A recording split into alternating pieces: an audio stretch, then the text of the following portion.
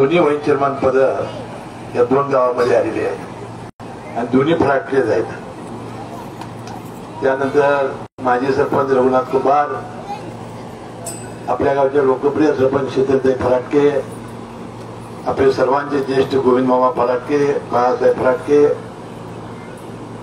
गोंदरवाडी गावचे माजी सरपंच माधवराव पाटील, के फराटके, आपल्या गावातील सर्व ग्रामपंचायती सदस्य, मोठ्या संख्येने उपस्थित असलेले भक्तगण, फराटके गावचे सगळे नागरिक बंधू भगिनी मित्रांनो, पहिल्यांदा आज आपल्या गणेशाच्या मंदिराच्या निमित्ताने आज शुभ मुहूर्तावर चैतन्य महाराज यांनी विधिवत पूजा करून आज गणेशाची प्रतिष्ठापना केलेली आहे आणि या कार्यक्रमाला मी उपस्थित राहावं अशी सूचना शीतलताईंनी केलेली होती आणि या शुभ मुहूर्तावर येण्याचं भाग्य मला लाभलं. मी गणेशाकडे प्रार्थना करेन या तमाम फराटकेवाडी गावच्या आणि बोरिवली गावच्या ज्या नागरिकांच्या आशा आणि अपेक्षा असतील ते निश्चितपणाने गणेश पूर्ण करेल अशा प्रकारचा विश्वास मला या निमित्ताने आहे. आपल्याला माहिती आहे की गणपती हा देव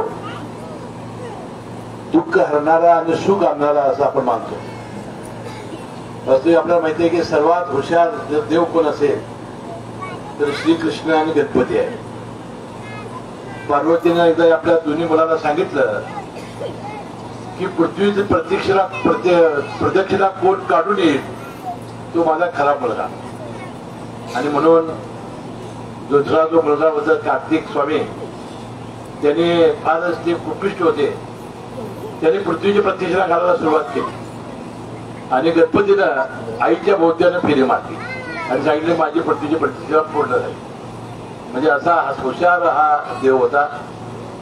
आपण माहिती आहे की गणपती उत्सव संपूर्ण देशभरामध्ये विशेषतः महाराष्ट्रामध्ये घराघरामध्ये करतो, मूर्तीची प्रतिष्ठापना करतो आणि ज्या आपल्या आशा आकांक्षा असतात त्या आपण सर्व मांडत असतो आणि ज्या दिवशी मूर्तीचं आपण विसर्जन करतो त्यावेळेला खरोखरच हे कुटुंब दुःखी झालेलं असतं.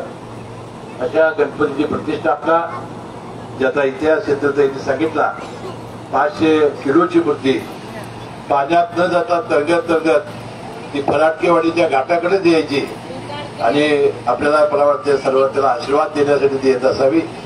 आणि आज आपल्याला ती विधिवत आणि चांगल्या पद्धतीने पूजा केली. या देवालयासाठी काही मला मदत करता आली हे मी स्वतःचं भाग्य समजतो आणि चैतन्य महाराजांना सांगतो मी 750 देवालयांचा जीर्णोद्धार करण्याचं भाग्य मला लाभलेलं आहे. असं भाग्य मला वाटतं कुणालाही लाभलेलं नसेल, असं भाग्य मला लाभलं. आज हे व्यासपीठ आहे, ते आज आहे व्यासपीठ, आज आपलं अध्यात्माचं, त्यामुळे राजकारण काय बोलायचं नसतं. पण तो निवडणुकीनंतर मी पहिल्यांदा आल्यामुळं मला या विधानसभेच्या निवडणुकीत 6व्यांदा आपण निवडून दिलं, 9व्या मंत्रिपदावर आपण बसवलं.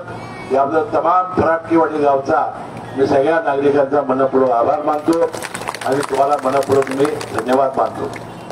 म्हणून आता ज्या मागण्या शीतलताईंनी केल्या, एक आपले पूर्वज मला अनेक दिवस आपले नागरिक सांगत होते की चांदोबा माने यांनी या गावाची स्थापना केली, त्याचं स्मारक व्हावं आणि आपल्या व्यायामशाळा पूर्ण होत आले त्याचं साहित्य द्यावं. या दोन्ही मागण्या मी मंजूर करतो आणि लवकरात लवकर या विकास कामांच्या लोकार्पणाला आणि उद्घाटनाला आपण बोलवावं. त्यावेळा सगळं मनोगत राजकीय मी त्या व्यासपीठावर व्यक्त करेन. पुन्हा एकदा तुमचे सगळ्यांचे मनपूर्वक आभार मानतो आणि एका चांगल्या कार्यक्रमाला येण्याची संधी शीतलताई तुमच्या सगळ्या कुटुंबियांनी सगळ्या सहकार्य दिल्याबद्दल आपल्या सगळ्यांचं दर्शन घेण्याची संधी मला मिळाली. विशेषतः चैतन्य महाराजांचा आशीर्वाद घेण्याची संधी मला मिळाली. त्याबद्दल मनपूर्वक आपले सर्वांचे आभार मानून मी आपली रजा घेतो जय महाराष्ट्र. आणि मला फार लग्न असल्यामुळे आणि कार्यक्रम असल्यामुळे मला जायला परवानगी द्यावी अशी विनंती करतो.